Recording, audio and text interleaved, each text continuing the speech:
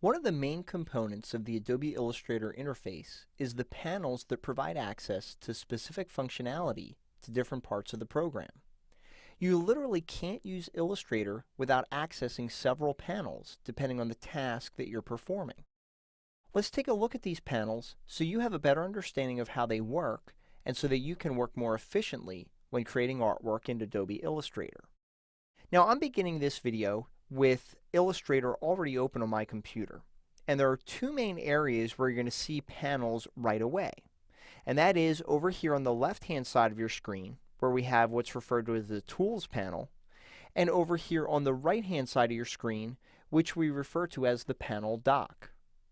Now, the Tools panel has two separate views. Currently, we're looking at the double column view, but if I click on this double arrow right here, it's going to switch to a single column view. Now I'm going to go ahead and switch back to the double column view because this area at the bottom of the panel I find much easier to see and navigate in the double column view. And it's also important to understand that panels have several different states. So for example, this Tools panel is currently docked to the left-hand side of my screen. But if I click on this dark strip at the top of the Tools panel, I can drag it and make it a regular floating panel. To dock it again, I just drag over and I keep dragging until I see a blue line, and then I let go and now the panel is docked again. Now in addition, over here on the right hand side of my screen, we have the panel dock. And by default, when you first launch Illustrator, there are a certain number of panels that have been configured for you.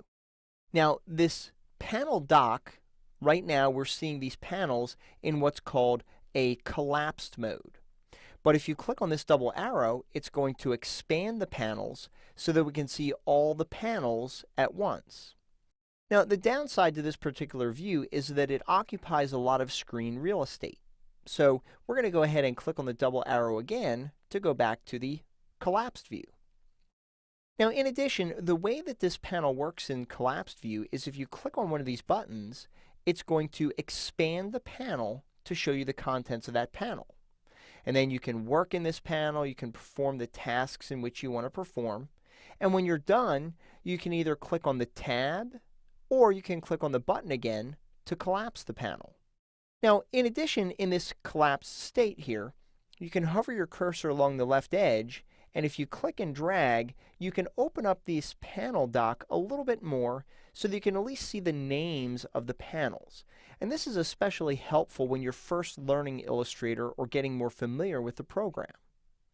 Now, in addition, you can undock a panel. So if I click on one of these panels here, if I click on the tab, I'm going to detach it from the dock and make it a regular floating panel.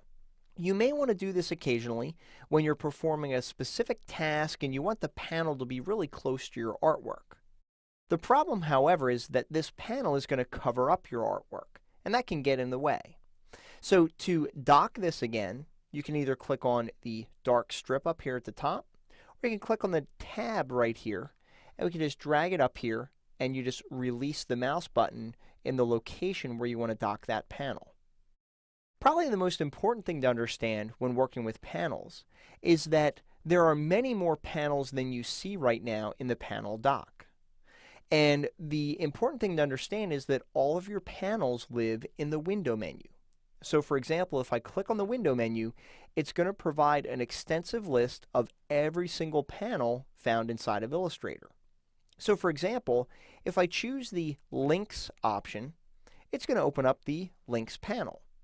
And in many cases, panels are grouped together. So in this case, in addition to the Links panel, we get the Actions panel along with it. Now you could break these apart by clicking on the tab and just dragging them out, and then we can go ahead and close that Actions panel.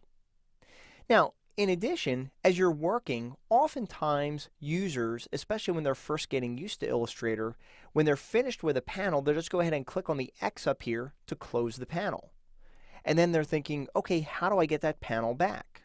Well, if you go to the window menu and you choose the name of that panel, it's going to go ahead and open the panel back to the exact same spot where it was when you closed it.